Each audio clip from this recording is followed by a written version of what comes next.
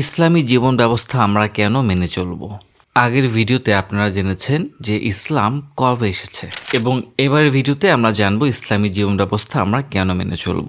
ইসলামী জীবন ব্যবস্থা মেনে চলার পেছনে অনেকগুলো কারণ আছে। আমরা 4টা ভিডিওতে 4টা কারণ আলোচনা করব। এই টপিকে আজকে আমাদের প্রথম ভিডিও। তো বাস্তবতা হচ্ছে আল্লাহর নির্দেশ মতো সবকিছু মেনে চলার মাধ্যমে আমাদের সফলতা রয়েছে।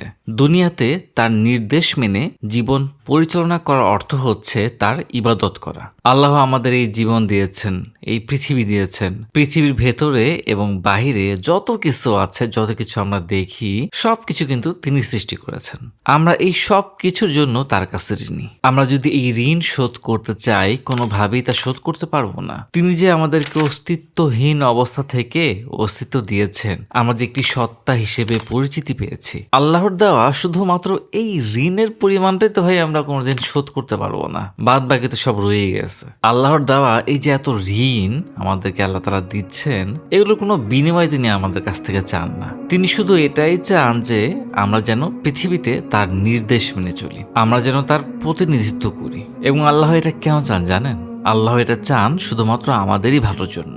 একমাত্র আল্লাহ তাআলাই জানেন কিভাবে জীবনযাপন করলে আমাদের জন্য প্রকৃত পক্ষে ভালো হবে। মনে করেন আমার ব্যক্তিগত যে কোনো একটা কাজ আমি করব, আমার এই কাজটা আমার জন্য ভালো হওয়ার পাশাপাশি কাজটা কিভাবে করলে, কোন পদ্ধতিতে করলে সেটা অন্যের জন্যও যেন উপকার হয়, তা আল্লাহ সবার থেকে ভালো জানেন, সেটা আল্লাহ আমার থেকেও ভালো জানেন। আমরা যদি আল্লাহর কথা মেনে দুনিয়াতে জীবনযাপন করি, তাহলে আমাদের জন্য আল্লাহ তাআলা পুরস্কার হিসেবে জান্নাতের ব্যবস্থা করে দিয়েছেন। কিন্তু তার নির্দেশ অমান্য করে যদি খারাপভাবে চলাফেরা করি বা জীবনযাপন করি, তাহলে এটাতে আমাদের জন্যই ক্ষতি, অন্যদের জন্যও ক্ষতি, এবং ভাই পরকালে শাস্তি হিসেবে তো ভাই আমার জন্য জাহান্নাম থাকতেছে। সুতরাং ইসলামী জীবন যে ব্যবস্থাটা আছে, ইসলামী জীবন ব্যবস্থা আমাদের জন্য সব থেকে কল্যাণকর, এবং এই জন্য আমাদেরকে ইসলামী জীবন ব্যবস্থায় মেনে নিতে হবে।